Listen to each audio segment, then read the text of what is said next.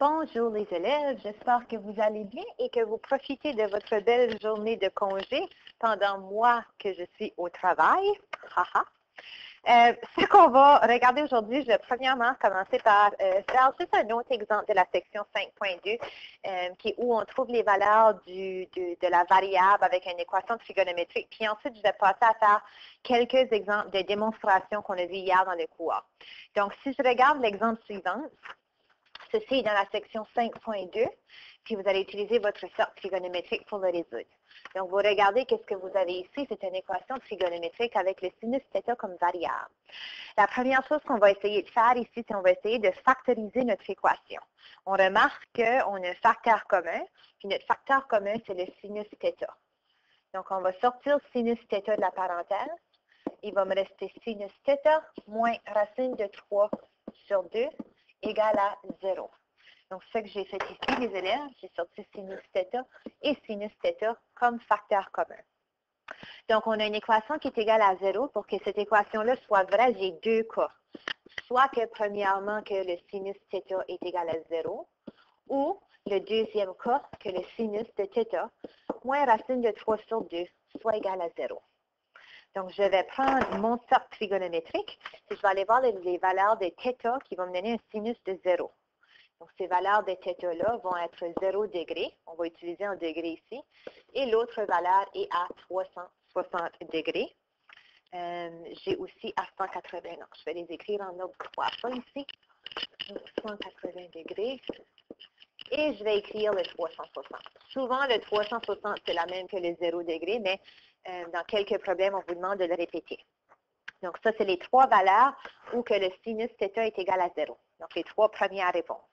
Pour trouver les deuxièmes réponses, je vais isoler le sinus θ dans la deuxième équation, qui me donne sinus θ est égal à la racine de 3 sur 2.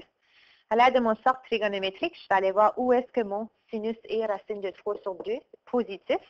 La première réponse va être à 60 degrés. Et la deuxième réponse va être à 120 degrés. Donc là, je peux prendre une minute pour regarder la période pour voir si ces réponses ici vont se répéter dans l'intervalle entre 0 et 360 degrés.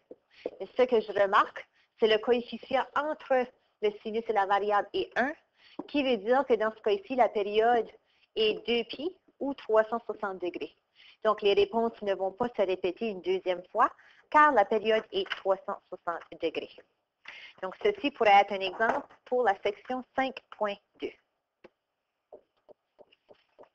Donc, je vais continuer maintenant, puis je vais faire deux exemples de démonstrations qu'on a commencé à voir hier. Je vous rappelle, les élèves, il faut pouvoir bien me suivre avec ces démonstrations-là. Ce serait important d'avoir votre tableau avec les identités qu'on a regardées en classe. Parce que vous savez, au test, vous allez avoir accès à ce tableau-là avec les identités déjà connues. C'est ça que vous allez utiliser pour faire vos problèmes. Donc, si on regarde l'exemple suivant, donc ceci, c'est la section 5.4 dans les identités. Donc, on a le sinus x fois la séquente x fois la cotangente x égale à 1. Donc, il faut démontrer que ça, c'est vrai. Évidemment, ici, on va commencer avec ce côté-là de l'équation parce que je ne peux pas faire grand-chose avec le 1. Puis moi, un peu comme je vous ai mentionné en classe, ce que je vais essayer de faire, c'est de changer tout avec des sinus et des cosinus.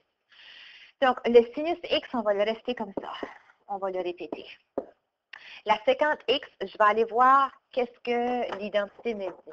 Puis la séquente x, j'ai une identité qui me permet de dire que c'est la même chose que 1 sur le cosinus. Donc, je vais remplacer la séquente x par 1 sur le cosinus. Puis la raison pour laquelle que je peux faire ça, c'est car 1 sur cosinus x est égal à la séquente de x. Donc, il faut que j'écrive à côté le pourquoi. Et la cotangente de x, encore là, je vais aller la changer avec les sinus et les cosinus. La cotangente, je peux dire que c'est la même chose que le cosinus de x sur le sinus de x. Puis pourquoi? Bien, car la cotangente de x, c'est le cosinus de x sur le sinus de x. Puis si je vous rappelle, avec la cotangente, on sait que la cotangente, c'est l'inverse de la tangente. Puis vu que la tangente, c'est le sinus sur le cosinus, et que la cotangente est l'inverse de la tangente, je peux dire que la cotangente, c'est le cosinus sur le sinus. Donc, encore une autre fois, les élèves, pour bien me suivre avec ce problème ici, c'est important d'avoir vos identités avec vous autres. Essayez de me suivre à chaque étape. Donc là, on a remplacé tous nos sinus et nos cosinus. On va essayer d'aller simplifier. Donc, j'ai le sinus fois 1 fois le cosinus.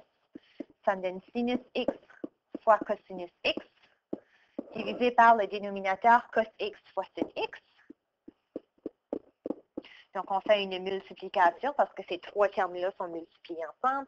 Et qu'est-ce que je remarque ici, les élèves? Je remarque que le sinus s'annule avec le sinus, le cosinus aussi. Et il me reste quoi? Il me reste 1.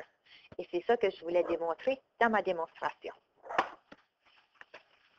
Bon, je continue avec un deuxième exemple avec les identités trigonométriques. Encore une autre fois, c'est important d'avoir votre tableau avec les identités devant vous pour bien me suivre.